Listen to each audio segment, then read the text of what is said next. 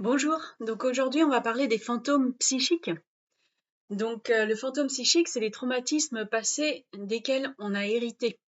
Donc en fait, dans une famille, il y a tout au long de toutes les générations, il y a des traumatismes à certains moments et qui n'ont pas été réglés par la personne par laquelle ça a commencé.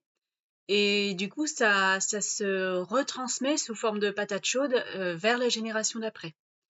Donc en fait, tous les enfants héritent des fantômes psychiques, mais certains enfants vont traiter certains fantômes psychiques plus que d'autres.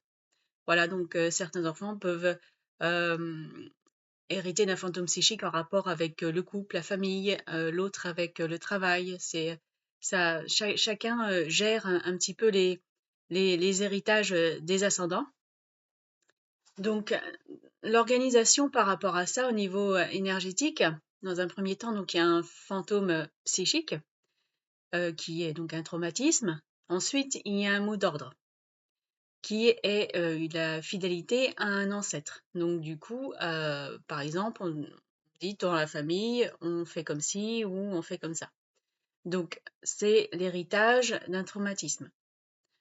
Alors, donc au niveau du mot d'ordre, je vais vous donner la définition. Donc, ce sont des injonctions inconscientes transmises à travers les générations, souvent liées à des traumas ou événements marquants vécus par nos ancêtres.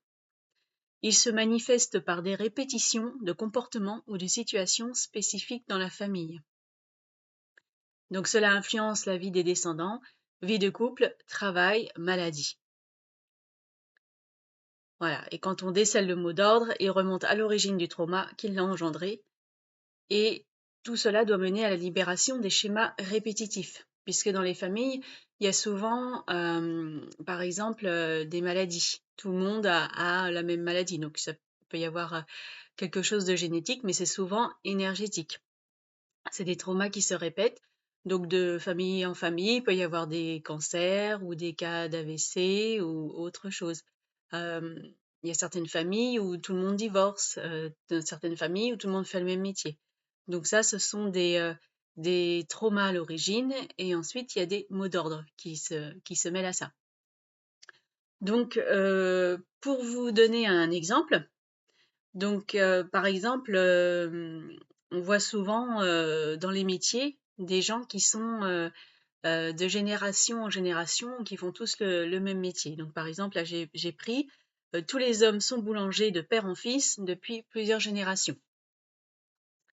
Alors, on peut se poser la question, pourquoi ils sont tous boulangers? Donc, qu'est-ce qui s'est passé à la base? Pourquoi il y a eu un boulanger à la base? Et donc, en remontant l'histoire, on peut se rendre compte que plusieurs générations auparavant, une famine avait eu lieu dans la famille.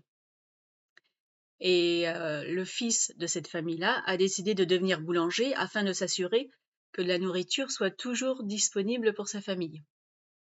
Donc ça peut partir de là, par exemple. Et donc le mot d'ordre serait: les hommes doivent subvenir aux besoins alimentaires de la famille. Donc du coup, toutes les générations d'après, les hommes sont devenus boulangers, puisqu'il y avait eu une famine à la base, et il faut être sûr qu'il y ait quelqu'un dans la famille qui puisse subvenir aux besoins alimentaires des autres membres de la famille en cas de besoin. Mais sauf que c'était utile quand ça s'est passé, mais 3 ou 4 générations après, il n'y a pas forcément besoin de quelqu'un qui soit là pour gérer l'alimentation. Donc, ce qui peut se passer, c'est d'arrêter justement ce processus s'il y a des gens. Après, si les gens ont envie d'être boulangers, c'est pas gênant. Mais s'il y a quelqu'un qui n'a pas envie de reprendre la boulangerie familiale, il faut justement qu'il arrête ce schéma répétitif. Et il peut mettre, voilà, ça rejoint aussi des loyautés familiales. Donc on reste en loyauté, donc on fait le même métier que son père, son grand-père, etc. Et ça, on peut y mettre fin, donc il suffit de le déceler, de le décider, et mettre fin au mot d'ordre, aussi donc au fantôme psychique, au mot d'ordre, et du coup au trauma qui était à l'origine de la décision de faire ce métier. Voilà, donc j'espère que c'était bien expliqué. Si vous avez des questions, n'hésitez pas à me laisser un commentaire pour me demander. Merci, au revoir.